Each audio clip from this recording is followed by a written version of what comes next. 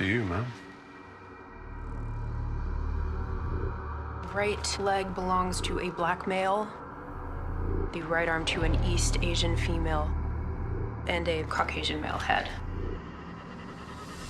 Well, it's not the strangest thing I've ever seen. Top 10? 7th? Hey everyone, I am Damian Holbrook from TV Guide Magazine and TV Insider, and I am talking with Henry Lloyd-Hughes from AMC Plus's Ragdoll, the darkest but also very witty thriller. Henry, talk to me about your character, because when we meet him, he's not in a great place, and then the next time we see him, he's actually in a worse place. Yes, you could argue it probably gets worse for him every single episode of this series. Not to give anything away, but yes, it's a real rabbit hole of mischief and misadventure for poor Nathan Rose. Well, I don't know if it's poor Nathan Rose. Maybe you. No, I think poor Nathan Rose. So, the entire story is built around a body that has been sewn together. Yes. And the killer consisting of 6 bodies. Six bodies stitched together for one. And the killer has sent out a new kill list, and your character's name is on it.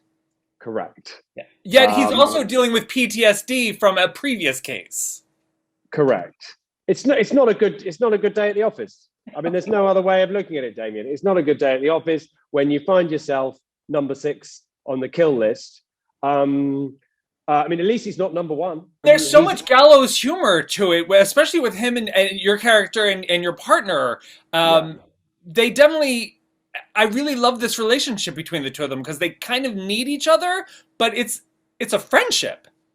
Yes, it's like a kind of like a toxic odd couple. They bring out the best and kind of worst in each other. But they genuinely do have a skill set that works historically well. I mean, the backstory is, of course, that he used to be her boss. He did a number of things which happened in the first episode that are quite deplorable. Spent some time in rehabilitation on the naughty step, is working his way back to the force, and in doing so, she is now his boss. And on top of that, this guy is struggling or barely able to function, or finding his feet, to be kind, at the very time when arguably the biggest and most terrifying case of all time of his career lands right on his doorstep. And, he has the audacity to try and play it cool. Thalassa, this show is so dark and so creepy, but also so fun. And I feel weird feeling like that. Yeah, I think that was something that the three of us really found so fascinating about the script when we got it in our hands. I think Freddie's done such a brilliant job to put humor in a very human way as a coping mechanism for people that go through a lot of difficult scenes each day. I think it was such a simple way to kind of hide their disgust or fear or trauma. So Baxter is so protective and loyal to Nathan, but when his name turns up in a killer's list of intended victims, what does that do to her and Edmonds? Because part of me wouldn't want to be around him. Yeah, I mean, part of it is also the fact that she relies on Nathan for her own needs, and I think she later on in the series acknowledges that was quite selfish of her to keep him close to her. I think if she does believe that he is actually going to die, she also wants to be by his side, because she also believes that she might be the only person to solve this. But I think that what Freddie's done in this sort of it's a psychological drama as well as a crime drama between the 3 characters. She's chasing also what it is that attracts her to him and what it is that keeps drawing her back, even if it's mistake after mistake. Right. Why she needs him as close to her. I think he's one of the characters that really sees through Baxter's armor. So I think she needs to keep them close as well, and maybe keep your enemies closer. Right. Part of the reason.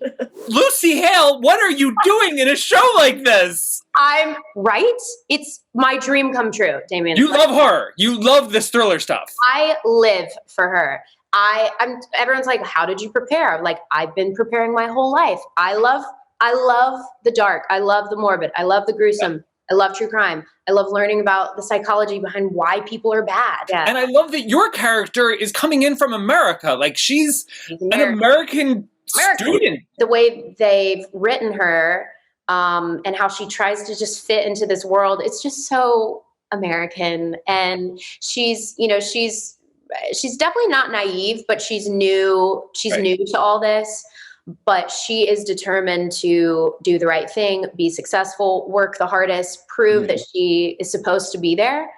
And I don't think people take her seriously up until the end. I think people are like, okay, new girl, like get in the back. But she kind of brings this like fresh twist on the genre, because Baxter and Rose are very set in their ways, and what they're doing works, and how they survive in the workplace works for them. And then here comes this new girl who is like, but actually, what about your mental health? And what about like... Right, exactly. Like, she has more than just the case to deal with. She also has to deal with some dynamics within this trio of characters. She's not wrong, Right. No, she's not. She definitely talks a little too much and like speaks her mind maybe a little too much. But the point she's making, you can't really argue with. Don't forget, you guys, Ragdoll drops on November 11th, AMC+. Lucy Hale, thank you so much.